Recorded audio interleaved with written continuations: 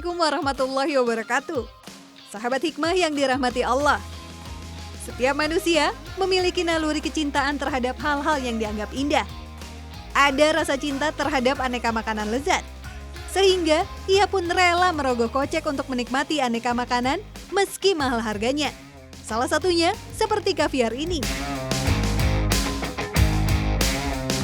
Kaviar adalah telur ikan yang berasal dari ikan sturgeon betina atau beluga air tawar. Kaviar hitam ini adalah yang paling mahal harganya. Harga per kilogramnya hingga 500 juta rupiah. Maka tak heran, hidangan dengan kaviar menjadi incaran para jutawan dan pejabat tinggi. Selain rasanya yang lezat dan bergizi tinggi, bisa menyantap hidangan mewah menjadi kebanggaan tersendiri.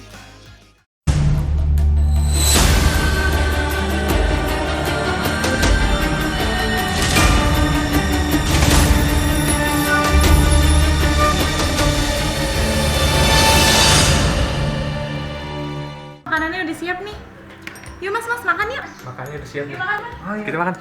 Oh ya, boleh mas. Alhamdulillah.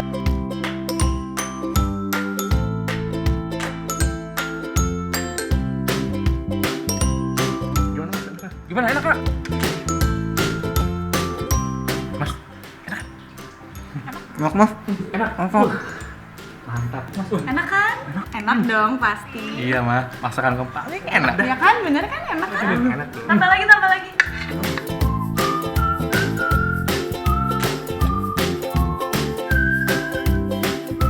Saya pamit pulang dulu ya mas.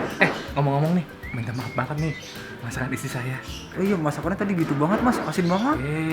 Kalau nyanganin istri tuh sunnah loh, apalagi bahagian istri. Assalamualaikum warahmatullahi wabarakatuh. Sahabat hikmah yang dirahmati oleh Allah Subhanahu wa taala. Kebohongan sekarang telah menjadi tren. Siapapun dapat berbohong dengan mudah. Suami atau istri, anak dan orang tua, tetangga, sahabat, para pemimpin dan politisi, semua dapat berbohong. Padahal akibat buruk dari berbohong sangat besar. Ketika seseorang berbohong, tubuh melepas kortisol, hormon yang sama dikeluarkan ketika dalam keadaan stres. Karena itulah beberapa saat setelah berbohong, orang menjadi stres dan sulit mengambil keputusan. Dia akan menjadi marah karena tidak terjadi keharmonisan di dalam tubuhnya. Cerita yang paling melegenda tentang kebohongan adalah cerita saudara-saudara Yusuf yang datang kepada ayahnya bercerita bahwa saudaranya itu dimakan serigala. Setelah mereka membuang Yusuf ke dalam sumur, mereka ambil bajunya dan dilumuri dengan darah. Mereka datang ke orang tuanya dan mengarang-ngarang cerita. Begitulah kebohongan harus selalu ditutupi dengan kebohongan-kebohongan baru. Tapi kebohongan tidak pernah sempurna. Apa yang dilupakan oleh saudara-saudara Yusuf sangat vital, yaitu mereka lupa merobek-robek baju Yusuf. Sehingga sangat terkenal dalam cerita, serigala yang paling bijaksana adalah serigala yang memangsa Yusuf. Dia dapat memakan Yusuf dengan melepaskan bajunya terlebih dahulu. Tetapi ada beberapa pengecualian bohong dibolehkan. Hari ini kita akan sama-sama membahas bohong tapi tidak dosa. Sahabat hikmah, bohong adalah induk segala dosa. Karena kebohongan bisa menimbulkan fitnah dan fitnah pun menimbulkan kebencian dan permusuhan. Abdullah bin Mas'ud radhiyallahu anhu berkata bahwa Rasulullah Shallallahu alaihi wasallam bersabda, "Dan jauhilah oleh kalian berbuat dusta, karena dusta membawa seseorang kepada kejahatan, dan kejahatan mengantarkan seseorang ke neraka. Dan jika seseorang senantiasa berdusta dan memilih kedustaan, maka akan dicatat di sisi Allah sebagai pendusta atau pembohong." Hadis riwayat Bukhari dan Muslim. Sahabat hikmah, mana sih kebohongan yang dibolehkan itu? Apakah benar ada kebohongan yang halal? Seseorang melakukannya tetapi tidak berdosa. Nabi SAW bersabda, "Laisal kadzdzab alladzi yuslihu bainan nas wa yaqulu khairan wa yanmi khairan." Bukan disebut pembohong seseorang yang bermaksud mendamaikan antar dua orang. Dia mengatakan perkataan yang baik dari satu pihak lalu melebih-lebihkan ucapan kebaikan itu. Dalam riwayat lain Ibnu Syihab menyebutkan ada 3 tempat Nabi Shallallahu Alaihi Wasallam membolehkan kebohongan. Al-harbu wal islahu bainan nas wa hadithur rajuli imra'atahu wa hadithul mar'ati zaujaha. Hadis riwayat Muslim. 3 tempat yang dibolehkan oleh Nabi Shallallahu Alaihi Wasallam untuk berbohong. Yang pertama adalah perang. Tentu saja peperangan memang tipu daya. Ketika satu mata-mata dari kaum Quraisy Mekah tertangkap di Badar, Abu Bakar As-Siddiq ingin bertanya berapa jumlah mereka. Tapi Nabi mencegahnya karena peperangan adalah tipu daya. Dan Rasulullah SAW kemudian maju dan bertanya, sehari kalian menyembelih berapa onta? Mata-mata itu berkata, kadang 9, kadang 10 onta. Lalu Nabi menoleh kepada para sahabatnya dan berkata, jumlah musuh sekitar 900 atau 1000 orang. Dan benar, jumlah orang musyrik Quraisy 950 orang. Dalam peperangan dibolehkan tipu daya dan kebohongan. Kondisi kedua adalah mendamaikan antar dua saudara, sementara yang ketiga adalah seorang laki-laki berkata hal yang baik kepada istrinya, atau sebaliknya istri berkata yang baik kepada suaminya untuk menyenangkan pasangannya. Dalam sejarah ada kebohongan-kebohongan yang direkam oleh Al-Quran, diantaranya adalah kebohongan Nabi Ibrahim alaihissalam. Tentu saja Nabi Ibrahim menyebutnya sebagai kebohongan sebagai bentuk tawadhu Nabi Ibrahim. Namun pada hakikatnya dia bukan kebohongan.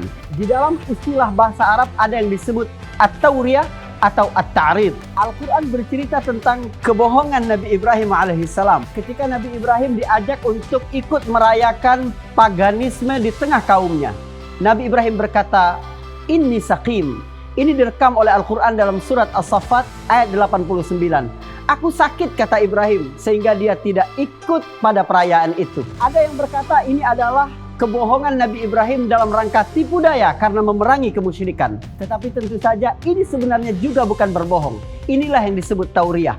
Maksud Nabi Ibrahim menyebut sakit adalah hatinya sakit melihat kekufuran dan kesyirikan. Ketika orang-orang pergi ke lapangan merayakan pesta, mereka meninggalkan sementara tempat berhala-berhala mereka. Masuklah Nabi Ibrahim dan menghancurkan semua berhala kecuali satu yang paling besar. Ketika kaumnya kembali dan melihat berhala-berhala mereka hancur kecuali satu yang paling besar, mereka panggil Ibrahim. Karena siapa lagi yang memusuhi perbuatan-perbuatan kesyirikan mereka? Maka dipanggillah Nabi Ibrahim alaihissalam. Mereka bertanya, siapa yang melakukan ini pada Tuhan-Tuhan kami? Nabi Ibrahim menjawab sebagaimana yang direkam oleh Al-Quran dalam surat Al-Anbiya ayat 63. Qala bal fa'alahu kabiruhum hadha. Yang melakukan ini adalah yang paling besar. Kalian tanya saja kalau memang dia bisa berbicara. Ketika Nabi Ibrahim menjawab yang melakukannya adalah yang paling besar, Nabi Ibrahim sebenarnya sambil mengisyaratkan jempolnya. Maksudnya jempolnya lah yang menekan kapak itu sehingga memiliki kekuatan untuk menghancurkan berhala-berhala itu. Kisah serupa juga terjadi pada Nabi Ibrahim alaihissalam ketika di Mesir dicegat oleh pasukan raja yang zalim. Nabi Ibrahim bersama istrinya Sarah yang terkenal sangat cantik. Para pasukan raja mencegatnya dan bertanya, siapa ini? Nabi Ibrahim menjawab, innaha ukhti. Dia adalah saudaraku. Ibrahim tidak menjawab Sarah adalah istrinya. Karena dalam budaya Arab, seseorang mempertahankan saudara perempuannya lebih kuat daripada mempertahankan istrinya. Maka Nabi Ibrahim berkata, ia adalah saudaraku. Maksudnya adalah saudara di dalam keimanan. Tetapi sang raja tetap bersikeras untuk mengambil Sarah, membawanya ke istana. Namun Allah melindungi Sarah. Setiap kali sang raja berusaha untuk meraih Sarah, maka Allah lumpuhkan bagian tangan yang ingin meraih Sarah itu. Saking malunya sang raja, dia meminta agar didoakan bagi kesembuhannya. Lalu dia menghadiahkan Ibrahim salah seorang putri dari pemuka Mesir yang bernama Hajar. Begitulah, Hajar bukan hamba sahaya seperti yang selama ini kita ketahui. Dia adalah putri bangsawan Mesir. Sahabat Hikmah, ada dua pendapat ulama dalam memahami hadis tentang kebohongan yang diperbolehkan. Pendapat pertama mengatakan, kecuali 3 kebohongan dalam hadis yang disebutkan sebelumnya, maka mutlak diperbolehkan. Jika digunakan untuk menggapai maslahat yang lebih besar dan tidak ada cara lain selain berbohong. Pendapat kedua adalah pendapat Imam At-Tabari yang dikemukakan oleh Imam Nawawi dalam Syarah Sahih Muslim. Beliau mengatakan bahwa berbohong bagaimanapun bentuknya, hukumnya haram. Adapun maksud dari hadis di atas adalah tauriyah, atau mengatakan kebenaran dengan kata-kata yang dapat mengubah maksud pendengar saat memahami kata si pembicara. Karenanya, jika seseorang mampu untuk menggunakan tauriyah dalam menyampaikan berita kepada orang lain, maka itu lebih utama daripada berbohong. Namun, demi kemaslahatan yang lebih besar, jika seseorang tidak mampu menggunakan tauriyah, ia diperkenankan berbohong seadanya.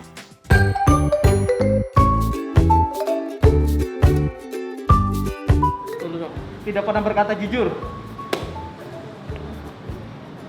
apabila diberi amanat dia khianat.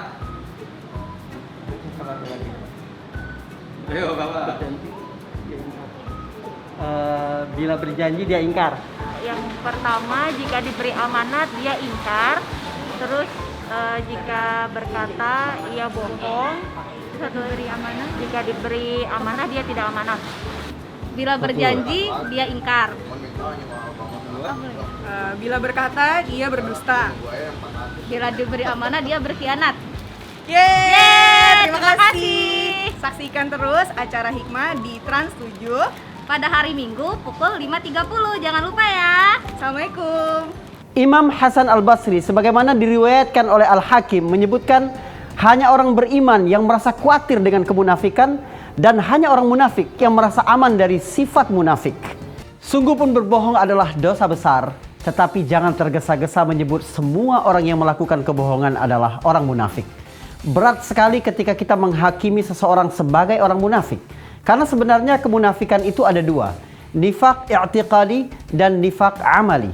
Kalau seseorang mendustakan Rasulullah SAW, tidak beriman di dalam hatinya, namun menampakkan identitas Muslim di luar, maka itu adalah kemunafikan yang sesungguhnya. Yang kedua adalah nifaq amali, artinya melakukan perbuatan-perbuatan yang biasanya menjadi karakter orang munafik, termasuk berbohong. Rasulullah SAW bersabda, "Arba'un man kunna fihi kana munafiqan khalisan. Wa man kanat fihi khaslatun minhunna kanat fihi khaslatun minan nifaq hatta yada'aha." Ada 4 hal yang jika terdapat pada diri seseorang, maka dia disebut sebagai munafik yang sesungguhnya. Tetapi kalau hanya ada satu dari keempat hal itu, maka dia memiliki salah satu karakter kemunafikan sampai dia meninggalkan karakter itu. Idza tumina khan, apabila dia diberi kepercayaan, dia berkhianat. Wa idza haddatsa kadzab, apabila dia berkata-kata, dia berbohong. Wa idza ahada ghadar, apabila dia berjanji, dia memungkiri. Wa idza khasama ghadar, apabila dia bertengkar, dia berkesumat dan melewati batas. Sahabat Hikmah, kebohongan yang paling berbahaya adalah berbohong atas nama Rasulullah.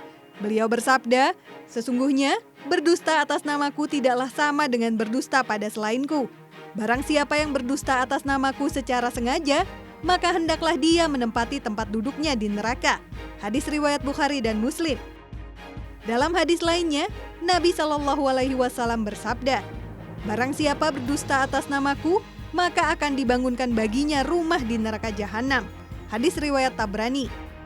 Ya, kebohongan atas nama Rasulullah yang paling sering kita temui adalah penggunaan hadis-hadis palsu. Karenanya, umat muslim harus berhati-hati. Siapa yang meriwayatkan dariku suatu hadis yang ia menduga bahwa itu dusta, maka dia adalah salah seorang dari 2 pendusta, atau karena meriwayatkannya. Hadis riwayat Muslim. Imam Az-Zahabi berkata, dengan ini menjadi jelas dan teranglah bahwa meriwayatkan hadis maudhu dari perawi pendusta atau hadis palsu tidaklah dibolehkan. Lihat kitab Al-Kabair karya Imam Az-Zahabi. Kemudian, berbohong yang paling berbahaya selanjutnya adalah berbohong tentang mimpi. Yaitu, seseorang yang berbohong bahwa ia telah memimpikan sesuatu dan menceritakan pada orang lain. Watsilah bin Al-Asqar radhiyallahu anhu, Rasulullah SAW bersabda, "Sungguh termasuk kedustaan yang paling besar adalah menceritakan mimpi yang tidak pernah dia alami." Hadis riwayat Bukhari nomor 7043 dan Ahmad nomor 16980. Dari Ibnu Abbas radhiyallahu anhu, Nabi SAW bersabda, "Siapa yang mengaku bermimpi padahal dia tidak mengalaminya, maka kelak di hari kiamat dia akan dibebani perintah untuk mengikat 2 biji gandum dan tidak mungkin bisa melakukannya." Hadis riwayat Bukhari. At-Tabari, seorang cendekiawan muslim, mengatakan bahwa berdusta terkait mimpi termasuk berdusta atas nama Allah. Karena hadis yang menyebutkan bahwa mimpi itu bagian dari nubuah. Sementara apapun yang merupakan bagian dari nubuah berarti itu datang dari Allah. Wallahu a'lam bishawab. Sahabat hikmah yang dirahmati oleh Allah Subhanahu wa taala, di tengah kehidupan yang serba sulit sekarang, makin sulit berjumpa dengan orang-orang yang jujur. Hari ini alhamdulillah kita kedatangan tamu Bang Said. Alhamdulillah. Assalamualaikum Bang Said. Waalaikumsalam Ustaz. Masya Biar Allah. nggak selek Ustaz. Masya Allah. Alhamdulillah. Bang Said sehat? Alhamdulillah. Insya Allah. Baik. Boleh izin Ustaz numpang nanya Ustaz. Oke. Kenapa tema bohong manggilnya Ani Ustaz? Kapan terakhir jujur? Kapan terakhir bohong? Bang Said punya pengalaman tidak tentang kebohongan yang putih? Artinya terpaksa berbohong untuk kebaikan, mendamaikan atau menyenangkan hati istri. Ini yang buruknya aja dulu Ustaz ya. Oh oke, siap. Bohong sama dulu waktu sekolah SD kalau nggak salah, kalau nggak khilaf. Itu ada pelajaran prakarya. Oke. Bikin sesuatu lah. Ani saat itu nggak masuk. Ah. Tapi ngomong ke Abah, Allah yarham Abah, Ani bilang sekolah. Ternyata ada laporan yang masuk ke Abah, bilang katanya Ani nggak masuk. Nah di situ terakhir kali Ani bukan bohong ya, mungkin bohong sering. Terakhir kali Ani nggak pernah bolos lagi gara-gara itu, ketahuan sama orang tua karena gara-gara cuma bikin prakarya doang nggak bisa. Jadi nggak sekolah. Dan ngaku Itu doang. Dan ngaku bilang sekolah. Mungkin memang rasa paling berdosa itu kalau berbohong sama orang tua. Betul. Sampai sekarang Ane masih berasa bersalah sama Abang Allah yarham. Gara-gara itu doang. Jadi teringat-ingatnya sampai sekarang. Tapi kan ada kebohongan yang baik, menyenangkan hati istri, memuji Betul, masakannya ada, atau kecantikannya. Ada nggak punya pengalaman seperti itu? Waktu itu Ane kebetulan juga istri udah almarhum. Jadi saat istri masak, pokoknya lagi nyiapin makanan, mungkin dia nggak tahu kalau saat itu mungkin keasinan. Tapi ya kembali lagi sunnah Rasul kan pernah gitu kalau nggak salah, kalau nggak hilaf Ustaz. Bilang gimana nih, enak rasanya? Alhamdulillah enak. Padahal kita nahan asin. Cuman ya demi membahagiakan istri. Kalau menurut Ani sih nggak PHP, wallahu a'lam Ustaz. Tidak apa-apa. Nggak PHP, Memang bener. tidak apa-apa Bener, Ustaz, seorang nggak apa-apa. laki-laki untuk menyenangkan pasangannya berkata Berbohong. sesuatu yang ya kurang jujur lah. Oke. Mungkin atau menutupi aib bagi istri. Atau punya pengalaman ketika mendamaikan dua orang atau apa Mas Said. Atau bahkan pengalaman dibohongi mungkin. Wah, Ane kalau dibohongin sih sering Ustaz.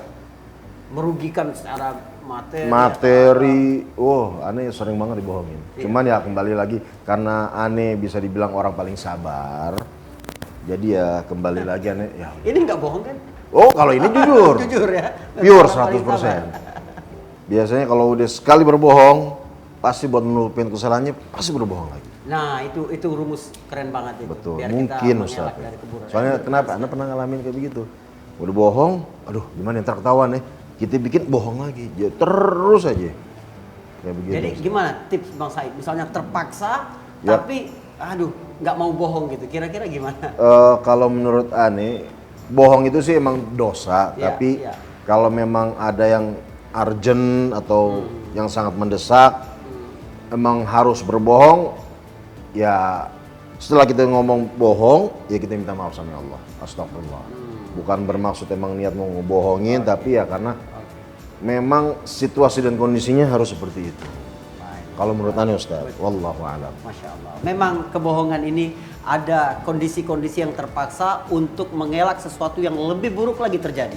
Nabi SAW memberikan toleransi untuk berbohong demi mendamaikan dua saudara. Kenapa? Karena buruknya putus silaturahim jauh lebih buruk daripada kita melebih-lebihkan cerita kebaikan teman kita. Terima kasih banyak Bang Said. Semoga kita jadi orang-orang jujur dan disaksikan oleh Allah SWT sampai akhir hayat sebagai orang yang jujur, insyaallah. Assalamualaikum. Waalaikumsalam Ustaz. Syukran Ustaz. Sahabat hikmah, jika berbohong adalah satu penyakit, maka menghindari lebih baik daripada mengobati. Ada beberapa tips penting menghindari berbohong. Yang pertama adalah bekerjalah secara profesional. Karena ketika seseorang bekerja dengan tidak baik, dia akan menutupi ketidakprofesionalannya itu dengan kebohongan. Yang kedua adalah tidak memperbanyak aib diri. Ketika seseorang memiliki banyak dosa-dosa dan kesalahan, maka dia akan berusaha semaksimal mungkin untuk menutupinya. Jika gagal, maka dia akan berbohong untuk menutupi kesalahan-kesalahannya itu. Pernah suatu hari seseorang masuk Islam berjumpa dengan Rasulullah SAW, tapi berkata bahwa masih berat baginya untuk meninggalkan kemaksiatan-kemaksiatan. Nabi berkata, kamu cukup berkata jujur. Dia senang sekali dan merasa betapa ringannya agama ini. Tapi ketika dia kembali ke tempatnya terniat untuk minum minuman keras, maka dia akan mengambil minuman keras itu. Tapi kemudian dia teringat dengan janjinya kepada Rasulullah. Bagaimana kalau Rasulullah bertanya tentang hal itu? Jika aku tidak berbohong, maka aku pasti akan dihukum oleh Rasulullah SAW. Tapi jika aku berbohong, berarti aku telah berkhianat kepada janjiku kepada Rasul. Yang ketiga adalah menjauhi ghibah. Karena biasanya ghibah berjalan seiring sejalan dengan kebohongan untuk mempermanis ceritanya. Tips yang keempat untuk menghindari kebohongan adalah latihan untuk lebih banyak diam. Inilah yang dipesankan oleh Imam Al-Ghazali ketika dia menyebutkan hadis Nabi SAW, "Man kana yu'minu billah wal yaumil akhir, falyaqul khairan aw liyasmut." Siapa yang beriman kepada Allah dan hari akhir, maka hendaklah dia berkata baik atau diam. Barang siapa yang beriman kepada Allah dan hari akhir, maka hendaklah dia berkata dengan perkataan yang baik atau diam. 4 tips ini akan menghindari kita dari kebohongan. Assalamualaikum warahmatullahi wabarakatuh.